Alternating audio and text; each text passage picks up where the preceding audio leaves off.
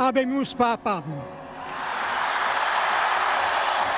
When this soft-spoken man emerged onto the balcony at St. Peter's with a humble bow to the faithful and praying the Our Father, Buonasera. few expected a pope who would so radically transform the face of the papacy and the spirit of Catholics around the world. The first Latin American pope, Jorge Mario Bergoglio, he grew up in Buenos Aires, Argentina, the son of an Italian immigrant. Ultimately, Bergoglio couldn't resist the call from above, becoming a priest at 32, rising through the church hierarchy while shunning its trappings.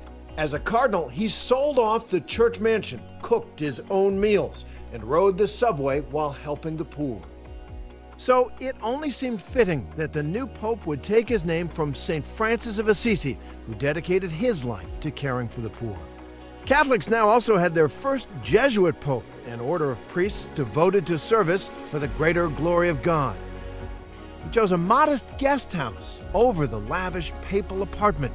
And Pope Francis brought change from the start, alienating some Catholics but inspiring more. Before creating the world, Dios amaba. God loved. Porque Dios es amor. Because God is love. Instead of washing the feet of fellow priests on Holy Thursday, Francis chose juvenile prisoners, including women and Muslims.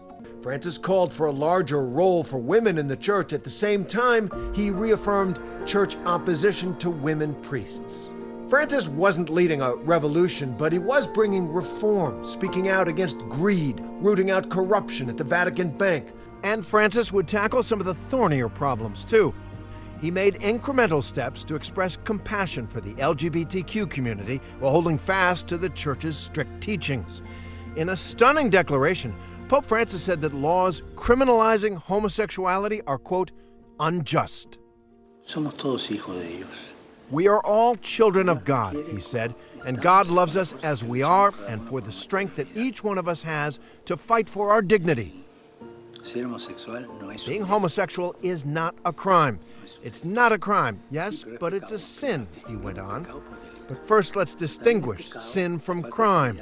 But it is also a sin to lack charity with one another. And Francis went on to suggest that being gay is natural, a view unimaginable from any previous pope. Every man and woman must have a window in their life where they can turn their hope and where they can see the dignity of God, Francis said. And being homosexual isn't a crime, it's a human condition.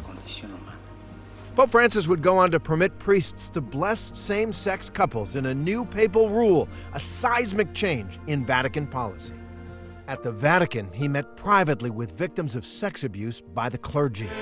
Francis reinforced a message of church unity when he canonized the more liberal Pope John XXIII, along with the more conservative John Paul II. And joining him at the altar, his predecessor, former Pope Benedict. Nearly 1 million Catholics crowded St. Peter's Square in jubilation. But for all the papal pageantry, Francis will be remembered most for his disarming humility and humor, his warmth with children, his compassion for the poor and the sick. I would ask each of you, whatever your capacity, to care one another. Be close to one another. Respect one another. I bless each one of you from my heart.